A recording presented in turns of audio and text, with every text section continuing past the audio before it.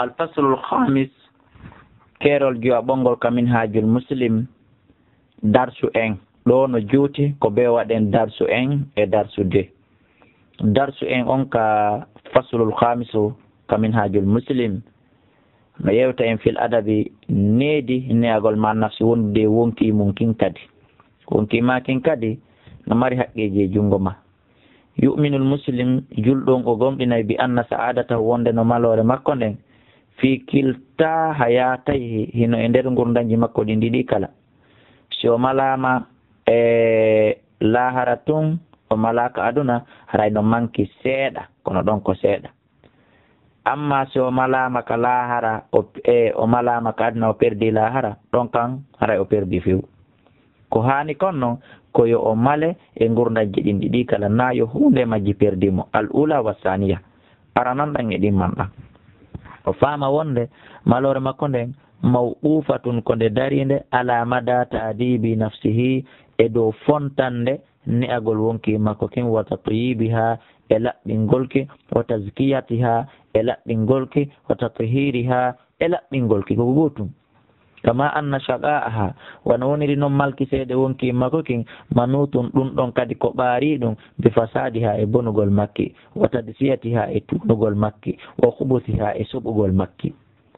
wa dalika ɗum ko andorta lil adillati l-atiya ko ɗi dalilaji wonɗi arde ɗo qawlu taala dalol allah ngol ko aranu qad aflaha man zakkaha wa qad khaba man dassaha gomɗi malama on laɓɓinɗo wonki mum gomɗi perdi hayri on tunninɗo wonki mum wa qawlihi innal ladina kaddabu bi ayatina wastakbaru anha ɓe mawnitini ga jaɓugol ɗe la tufattalam udditantake ɓe babu sama e dambuɗe kammuli ɗin ɓayle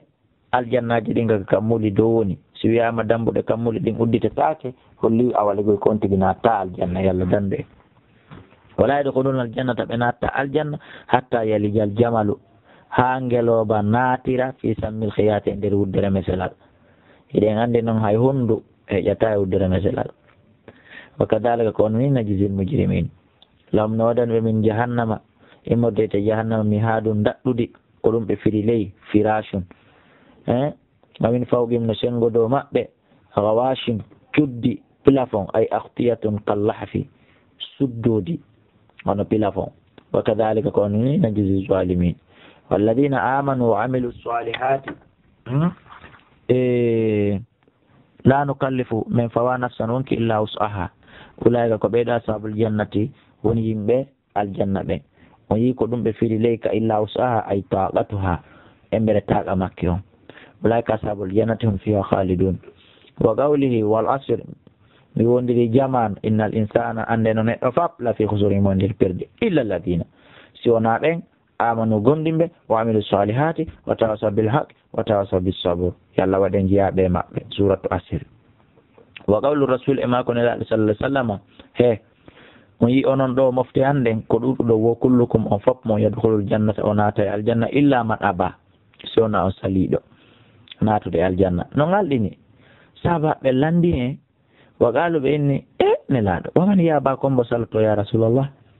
qala nelaɗo maki c'est très simple man ata'ani kala ɗoftiɗo lan dakhala aljanna wa man asani kala yedduɗo lan fagada ba haray gom ɗi o salike ɓa goɗɗo natata aljanna himo yeddilan himo salanilan wa qawli sallallahu alaihi wasallam kullu nasi dendanangal yimɓe ɓen yahudu hino dawde fa ba'i'u nafsahu ko yeeyoyo hoore mum fa mutiqu ha o rinɗina wonki makko kin o ittaki e yiite aw mubiqu ha ma o halko yaki o wona yake e nder yiite yalla waɗi en renɗinoɓe wonkiji mum ni itta ɗi e yiite amin kama yu'minul muslim wano neɗɗo julɗo gomɗinirta bi anna ma tathiru alayhi nafsu hino jeeya e dow ko wonki laɓɓinirte hoore mum wa tasku ki laɓɓine huwa ko woni ɗum e hasanatul iman ko naɓigol iman wal amali e golle asfali moƴƴe ɗen e wa annama tatadassa bihi e wonde konko ki tunninirte wa takhbuthu ki soɓa wa tafsudu ki bona huwa ɗum sayi'atul kufur ko bonugol keferu ngon ko ngu keferu bongol ma'asi e ɗi gijji qala ta'ala la dali wa gimi sala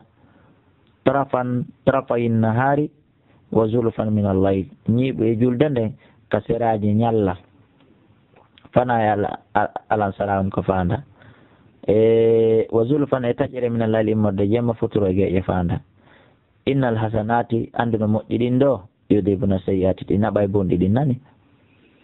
wa qawlihi bar sukoni rana korni woni ala golubin ka ɗo ɓerɗe maɓɓe ma kanu yaksibun wa qala rasulullah sallallahu alaihi wasallam nelaɗo maki innal mu'mina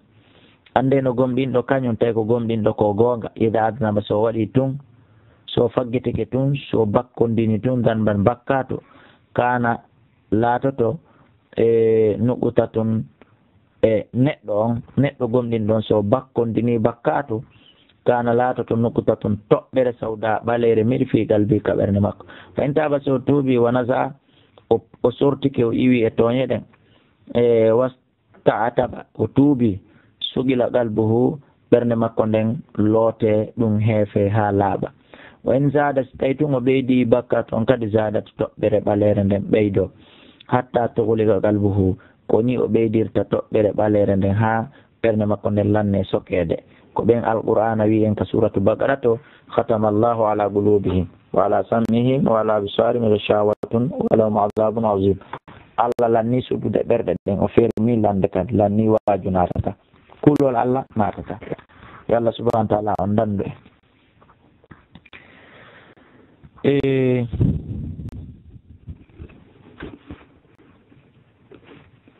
naam konto wonde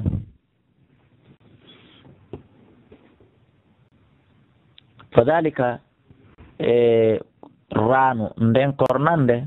ko nden kornande alladi on nden qala Allahu nde Allah yewti fimu kalla skoni kalla ake balkoni rana kurni woni ala qulubin ma kanu yaksibun wa qawli e wigol mo ittaqillahu hulu Allah haythuma kunta kala kalatiɗa watta bi sayya jokkintina bone o ha samata moƴƴere tam hawha moƴƴere nde monta e bone o sa waɗi guddan a andi pellet a sifori guddan jokkintinir sadaka si a woni e waɗaynoɗo zina waɗaynoɗo bone jokkintin horugol sunna e horugol farilla juulugol farilla e juulugol sunna e ittugol sadaka farilla e sadaka sunna ko zakka on sadaka farilla ko waɗɗa volonté okkuɗa goɗɗo ko ɗum woni sadaka sunna jokkintinir ɗum ɗum ɗo ñaamay boneji ko wannoɗa beere ko yarnoɗa zinaji ko waɗunoɗa fukkugol waɓutuji ko waɗunoɗa e kadi sa jaɓi wa haaligin nasa gikkinor yimɓe ɓen bi hulugin hasanin gikku moƴƴu gikku labangu ɓe laafino min ajli hadihi ko immorde saabu ɗiɗo yaishu lmuslimun ko julɗum wurata amilan himo golla da'iman ko duumi ala ta'dibi nafsi e dow ne'ugol wonki makke wa tazkiyati e laɓɓingol ko tatuhiriha idi ko waɗi hiya ko kiiɗo wonki awla ɓuri hanude man yu addabu e nder ɓe o ne'ata o toppitoto fi mum ɓen fof ko wonki kin ɓuri jogade priorité saabu si kiiɗo ne'aki kewata newde ɓiɓɓe makki on ma ɓe nguli makki on fa yahuduha o nangirake o jogitorake bil adabi neediji almuzakkiyati laha laɓɓinay ɗiki wal mutahhirati e laɓɓinayki li adrani ha tuundeli kowoni kon e makki kama yujannibu ha wono woɗɗinirtake kullama yudassiha kala ko tunnintaki o efsidu ha bonnaki min sayyi il mu'tiqadi e mu'tiqadati immorde ko ɓuri bonde aqidaji wa fasidul aqwali ko ɓuri bonde konngudi wala faali e golleji yujahiduha o tinnorake laylan jemma naharan e ñalorma yujahiduha ko ɗum woni o tinno e makki o ɓijaki laylan wa naharan jemma e ñalorma wawon ala ɗo kono wawno hani ko laylan wa naharan layla nahara ko ɗum ɓe waɗi ɗo wa yuhasibuha o vérifiyaki o kontaki o calculaki fi kulli sa'atin e kala sa'aji yahmiluha o rondaki e bihamliha sabu fawgolki sabu rondugolki ala fi'lil khayrati gollugol ko moƴƴi wa yarfahuha o duñaki ila ta'ati o naɓaki e doftare nden tafan hattirde e duñugol kama yasirfa wono yiilirtaki ani sharri o ittaki e bone on wal fasadi e bone on sarafan e yiilugol wa yarudduha o ruttaki radan hattirde e ruttugol wa yatba o jokka fi silaya e kala ko moƴƴintaki wa ta'dibiha e newgolki li tathura fi o laaɓa wa tazku o laaɓa alkhatawati taliya e ɗiɗo laawi wonɗi arde alif on ko laawi honɗi e rewata ha o laaɓa attawbat kongol tuubo o rutto da'iman on tigi jaɓa no mari bonnere o tuuba o rutto. wal muradu ko fanda min ha e tuubugol na haɓɓugol haɓɓere goro naɓa ka juulide innawa mi tuubi nani wona ɗum. attahalli ko sortagol iwa an sayidi dunuɓe dendanangal bakkatuji ɗi wal maasi e gejji ɗi. siɗa wowi wujade produit accita, ɗa wowi morade mes accita, hiɗa wowi tokkude peɗa accita, hiɗa wowi salmodirde e worɓe janamɓe an hunde naima accita, hiɗa wowi jentagol musique e darugol filmuji porno, filmuji no zina waɗirte accita. hiɗa wowno juutinde coñci an gorko accita, hiɗa wowno fimude accita, hiɗa wowno yarde beere accita. e kala wata kontude fof ko raɓɓiɗi kom ɓana yo tammin on ñaamo wannadam e nisugol ala kulli danɓin e dow kala bakkatu e salifin feɓɓinoɗo hara on tigi wonali e joɗotoɗo fillito mene on geratako min geral mi yino hitande kaarire har mi waɗayno ɗum mi waɗayno ɗum ɗum ɗo ko mande hollu ɗum o ninsa boneji ɗi o wonno wadde ɗin ko waccetiri ɗi ko ɓa feere ala o jooɗo o ninsa e fi majji ha feƴƴita wal azum e fiɓugol ala adamil uda e dow wasegol yiltitagol ila danɗi faade bakkatu aduna fimugu bilil umiri e nder ko fewtiti kon e awalego e nder koni arde kon e gurdam makko ɗan o fiɓa ɗum wattatale aduna wa dalika ɗum noon li qawli taala ko saabu gollitirgol ngol daalol Allah ɗo ya ayyuha alladina amanu tubu ilallahi tawbatan nasuha tubu wiye laaɓɗo pos koni laaɓɗo pos ko igol e bakkato ronka kadi yiltitade e makko wondude e nisugol ko tawi kon waɗimo son waɗi ɗum asano tan ina rabbukum an yukaffira ankum sayyi'atikum wa yudkhilakum onaɗon jannatin tajri min tahti al anhar. Allah dali wa tubu koni tuube ruttoɗon ilallahi jami'an on dendagal ayyuhal mu'minun la'allakum tuflihun. wa qala rasulullah sallallahu alaihi wasallam nelaɗo Allah maki ya ayyuhan nas tubu tuube ruttoɗon ilallah fa inni sabon yilam min a tuuba miɗo tuuba rutto fil yawmi e nder ñallal ngal mi ata marratin ko yata laabi temedere kono no ɓuri few ko ɓay woni goɗɗo duwaka wolde moƴƴi mum ɗin fof. wa gawli e mako nelaɗo man taba kala tuubuɗo qabla tatlu'a shams ko adi nangue fuɗirde min maghribiha ka hirnangue magge ko ɗum ko fanda ko adi dargal darade taballahu alayhi hara Allah jaɓanaymo tuubu wiya o. wa gawli e mako maɓɓe kamɓe nelaɗo inna Allah no Allah azza wa jalla yabsutima fanta yadahu jungo makko ngon bit tawbati fi tuubugol limasi illayli oɗo bonnuɗo jemma ila nahari faade ñalorma Allah fonta jungo ngon ñalorma fi bonnuɗo jemma e tuubu kono ko no ɗum waɗirta ñallal ngal awaliji bonnude jemma on ñallal ngal kadi awali hilnagol ɗaɓɓugol mbuuɗi e waɗugol rendez-vous ji bonɗi e ma ɗum walagol ɗano hira e yeɓugol waɓutuji makko. wali musi in nahari mo fontana kadi jungo bonnuɗo ñallal ngal ilal layli faade jemma fi on tigi tuubu kono kono noon jaɓiranteɗa tuububu ye jemma fi ko bonnuɗa ñalorma jemma on peetuyiɗa amude jemma on peetuyiɗa wadde jina jemma on peetuyiɗa yarde bee ma jemma peetuyiɗa waaliɗa ɗani hiɗa hirde ko ni Allah gerdatata jemma be jemma ñallal be ñallal hatta tatlu'a shamsu ha nangue ngen fuɗira min maghribiha ka hirnangue magge jaka wallahi kala e men yaaduɗo e muɗum bakkatu ka Allah tawi o tuubali o yaafaka ka adnaga hara miɗo wawi wiide en tewi yallah newina en tuubugol kala jemma e kala ñallal. wa gawli e mako makko Allah ko Allah shaddu farhan ɓuri sattude weltare bi tawbati abdihi sabu tuubu be jiyaɗo makko al mu'minu gomninɗo si o tuubi Allah no weltora ɗum min rajulin di gorko fi ardi e dawiyatin wonɗo e leydi weddindi muhlikatin halkayndi ka kulle woni maahu tawana wonde makko rahilatu mbaɗɗateri makko ndi alayha ino hoore mbaɗɗateri makko ndin ta'amuhu wa sharabuhu fanama o waalo o ɗano fowtagol fastaygaza o finoya wagada zahabat tagom ɗija ka mbaɗɗateri ndin haɓani fa talaba ha o ɗaɓɓita ndi hatta adrakahu ha hewtitomo al atashi ɗon ka kan mi mana o ɗaɓɓita ɗum ha o laha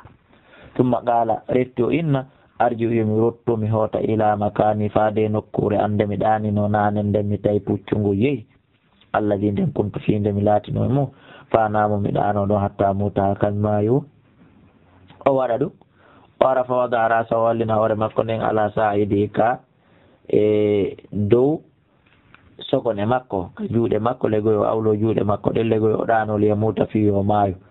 o ɗano tum faste gaza o finoya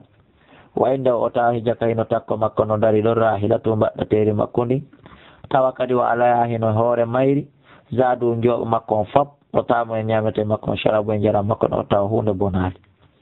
hakke ko fallahu ko Allah shaddu faran ɓuuri sattude weltare bi tawbatil abudi e tububu e jiyaɗo makko almumini gomɗin ɗon min haada di oɗo neɗɗo ɓiraylati ko hetti ko mbaɗɗateri makko ni wasadi e jooɓo makko ɓe latti lehi ɗen andi ha ka oɗo weltoto ka awa Allah no weltano bonnuɗo tuubi ɓuri ko oɗo weltoto ko miɗo wawi on wiide bonnowo tuuba wuri e sengo go'o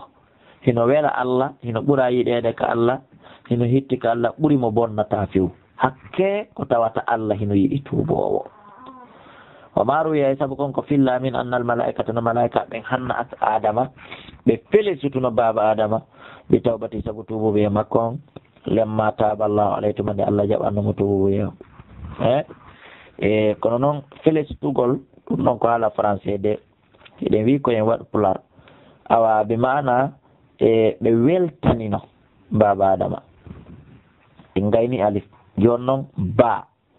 almuraqabatu ƴewtagol e Allah moƴƴa waya kowoni ɗum an yakuda almuslimu ko nde julɗum jogito to nafsa o hoore makko bi muraqabatillahi e ƴewtagol Allah tabaraka wa taala wa yulzimuha o ganna wonki makko ken iyaha faade e ƴewtagol Allah fi kulli lahsatin e nder kala leppango yitere min lahazatil haya immorde e leppangoji gurdam makko ɗam hatta yitimma lahal yakin ha o heɓa pellital yaqino alego o heɓa asiri e natugol aljanna bi anna Allah sabu Allah muttali on alayha ko ƴellitiɗo e hoore golle makko ɗen alimun ko anduɗo bi asrari ha gundoji makko ɗi raqibun ko ƴewtiɗo ala amaliha e dow golle makki on kanki wonki kin wawi on kanko Allah ko dariɗo ala ya hewre wonki kin wala kulli nafsin e kadi on tigi faama yanayi e hoore kala wonki bima kasabat ko ki faggiti ko yanta e hoore makki o bidalika ko sabu ɗum ɗo tusihu o wontirta mustaghraqatan e ko mutuɗo bimulahazati e ƴewtagol watta yiili jalalillahi e mangulal Allah ngal wa kamali e timmal makko ngal sha'iratan hara ko so'owo bil anasi e sabu ittorgol wula fi dikri fil jantagol andita inde Allah wajida tarraha ko heɓo weltare fowtere fi taati e nder ɗoftare Allah nden raqibatan hara ko wonkiki ko ki lerɗanki fi jiwarihi kawtinoya gole Allah mukbilatan ko ki fewtutiki alayhi ka Allah mawridatan ɗurniki amma siwaw kala ko tawta hina Allah wa hada mana islamil waji a ko ɗum ɗoni firo jebdigol yeeso mum ngon fi gawli taala ko Allah daali ɗon waman asan ala ɓurɗo laɓede dinan dina mimman aslama etti o jebbiɗo wajahu yeeso makko ngol lillahi wawa muslimun ka kadi ko moƴƴinɗo golle wa qawlihi subhana waman yuslim kala jebbiɗo wajahu yeeso makko ngo ilallahi faade ka Allah wawa tawa kanko muslim ko moƴƴinɗo golle faqad istamsaka bil urwatil wusqa haray oɗo jogitike ɓoggol tiɗugol ngol wawa ko ɗum ɗo ayno woni tigi tigi ma da ilayhi llah konko Allah teddutoɗo taala on woni ko noddi e muɗum fi gawli e nder dawal makko wa alamu anna allaha ya'lamu ma fi anfusikum fahdaruhu rene e makko wa gawlihi wa kana Allah Allah laatiki ala kulli shay'in e dow kala hunde raqiban ko ƴewtiɗo wa gawlihi subhana wa ma takunu a wonata fi sha'nin e nder fiyake wa ma tatulu a janggata min immorde alqur'ana min qur'an immorde e janggi wala ta'maluna on gollata min amalin illa kunna alaykum shuhudan id tufiduna fihi tuma nde waylitoto ɗon e nder gollal ngal wa gawli alayhi salatu wassalam ubudillah rew Allah ka annaka a sikka yantarawɗa suti Allah par ce que fa lam takun taraw so a laataki ayiɗa sutimo a fa innahu kanko kañum yara kaymo sutima wawa ko ɗum ɗo tafsoni tigi ma daraja alayhi ko rewno kon e muɗum ko natirno ko e muɗum assabiquna ɓeɗo feƴƴiɓe al awwaluna adetiɓe on salafa immorde feƴƴuɓe hadil ummati e ɗeɗo mofte men asalihi moƴƴude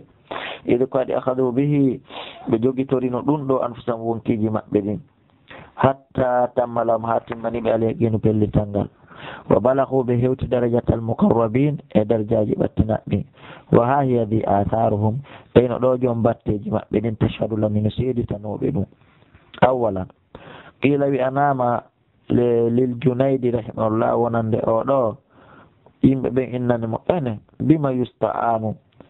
كفي نوادي هيدا والنورا kun wonɗa wallitorde ala rabbil basar e dow hippugol gite maɗen e ɓe rewɓe janamɓe alaɓe darde an ko hongal wonɗa rewrude ko hongal wonɗa afirde ha tawi hiɗa wawi ɗum ɓe landimo ɗum himo jabade enen worɓe hedditiɓɓen ande surtout enen wonɓe ngu jamanu ɗo hande. Qala wi bi ilmika ko sabu andugol maɗa anna nazara nasir e wonde no darɗe ndarowo on ilayka faade e ma wonɗoma ndarude on an ko ya faamu asbaɓu ko darɗe on ɗon ɗen adotoma hewtude ko ɗen ɗon ɓuri yawde ko ɗen ɗon adoto hewtude min nazari kadi darɗe maɗen an ilal manjuri lahu faade konko wonɗa ndarude ko ya faamu mo wonɗa ndarude on e wonɗoma ndarude on ko wonɗoma ndarude on sutiɗo man ko gite on ɗon ɗen ɓuri yawde de gite an mo ndaruɗa on nda son faami ko yewta ɗo c'est à dire ko ya faamu gite Allah ko suti makon ko ɗen ɓuri yawde di an gite makon ndarirta kon goɗɗo andi a accay on sey awa sani andi mum ɗum qala Sufyanu Thawri o ɗo wi alayka no fayma bil muraqabati ƴewtagol moƴƴa mimman la takfa alayhi on mo tata suuɗotako e makko khafiyatun ko suuɗoto wa alayka no fayma bir raja e tijjagol mimman yamlikul wafa immorde on jogiiɗo hunnugol wa alayka no fayma bil hadari renagol mimman yamlikul uguba immorde oɗo jogiiɗo leɗɗe. Salisan qala ibnul mubarak oɗo inni wi'ani li rajulin gorko o inni muraqibillaha ya fulan ƴewto Allah moƴƴa wattu yili Allah ko yokari fa sala rajulu gorko landima anil muraqaba kon ɗon ƴewtagol e Allah fa qala lahu mubaraka innanimo kun wonu abadan furay kanna kasika yantar Allah hiɗareni Allah azza wa jalla. Rabi anna yabunnu qala Abdullah ibn Dinar kharajtu mi yaltuno ma Umar ibn al-Khattab ila Makkah fi yawgol Makkah fa arrasna bi ba'di tariqi min fuuti min ɗaani yoga e laawol ngol fan hadara alayna yaltiti amen non ra'in ayno minal jabal immorde ka fello fa qala Umar sayyidina Umar inani mo yara iya ko aynowo mbi'ina shatan yeyi men ɗo dammil min hadir ganam immorde ɗi dammi ɗi jogiɗa ɗo fa qala ra'i aynowo jaabi he sayyidina Umar innahu no ɗi dammi mamlukun koɗi jeeyaɗi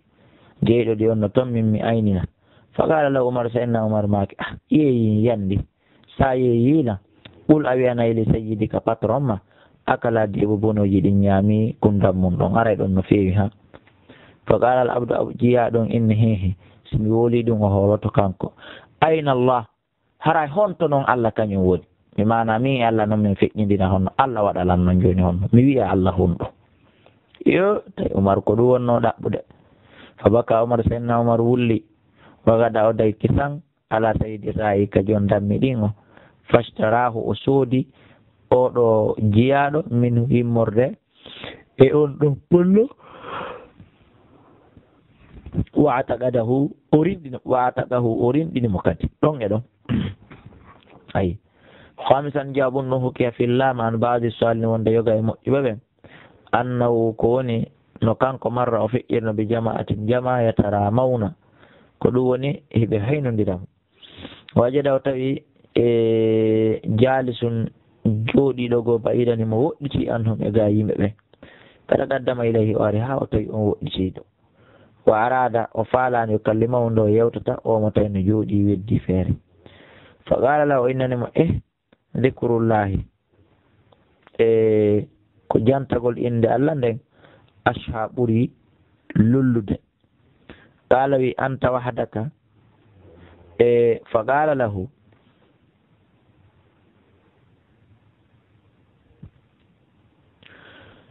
arɗo on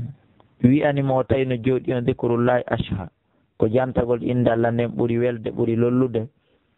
e tawaɗo on kam wi'u ɗum min ɗo ko joƴƴini langa ko ɓay ko jantagol inde Allah nden mi ɓura lokkede ko ɗum mi ɓura faalede ala o yayni no an tawada ka an noon ko an tun joɗoto ka seraga janto inde Allah to qala oya jaabimo oye namin to woni gade ma'i rabbi yomi an no wondi an ɗo wa malakaya e malaikaɓe andi ɗo aynoɓe lamɓe. Allahu akbar. Andi oɗo ko woni ɗon o jaɓata fe kanko to wonɗo mo jaɓi ko kanko Allah won ɗon jaɓuɗo noon ko kañum Allah joɗudi ma waludi ma darudi est ce que o waɗay bone ɗon est ce que o ronkay wadde moƴƴere ɗon aljawabu la ko wonde o oye wa qala lahu wiyanimo man sabaga haulay komboni adiɗo e ɓeeɗo mi mana ɓeeɗo mutuɓe hino jokki fi aduna kombo e ɓeeɗo woni ko adi fa qala on weddiɗo jaabi man gafarallahu lahu komo Allah yaafi woore ko on adi qala o yinimo ayna tariqu kontono woni laawol rewetego ngo ha Allah yaafo fa ashara o sappina hawa sama e hella ka sama wa qama o yimmi wa masha o yehi sadisan jeega bunnu wa hukiya fillama anna zaliha onde nene zaliha ɓeygo annabi yusufa andi annabi yusufa jombuno ogoy yiltite ndaron ka tafsir e mo firuɗen on on yiyay toon qissa on lamma halat bi yusufa alayhi salam tuma nde o wedduduno e annabi yusufa qama to immi fa wattat o suddi wajha sanamil laha yeeso sanamu makko kum amun ko noon sanamu ko wiyete fa qala yusufa alayhi salam annabi yusufa maki jon noon malaki kon ɗum nanguma an atastahina e a herse fi min muraqabati immorde ƴewtagol immorde wattugol yiili e ma gimadin hunde fendinde nde yiyata nanata wala astayi ta min kam mi hersata min muraqabati malaki immorde ƴewtande oɗo lanɗo aljabbari wawɗo kala hunde watta ɗum wa anshada ba'du min yoga e maɓɓe no yimi ɗo ida ma halawta dahara yawman fala taqul so tawi woni a weddike e nder jamanu maɗa ngun fo hayso ko ñallal watta a wi'u halawtu wonde mi weddike walakin sokoni ɓul wi'u alayya raqibun miɗo wondi ɗo e ƴewtiɗo lam miɗo wondi ɗo e okkipiɗo lam e wattuɗo yiilan watta wi'u miɗo weddinini wi'uɗa wondi e puttiniɓe ma wattuɓe yiiɗe ma wala ta sabanna lata sikko Allah e yawo falu sa'atan o wedditoto yeru sa'i goto wala annama tukfi wona kadi wonde ko suuɗi alay dow muɗum e yahibu wala annama tukfi ala kadi wonde konko suuɗi alayhi e dow makko kanko Allah yahibu wonde ɗum ko suuɗoto ɗum ko wirnoto ɗum o anda alam tara yaali annal yawma wonde no hande asra'u dhahibin hino ɓuri yawude yahugol wa anna gadina wonde no janngo kadi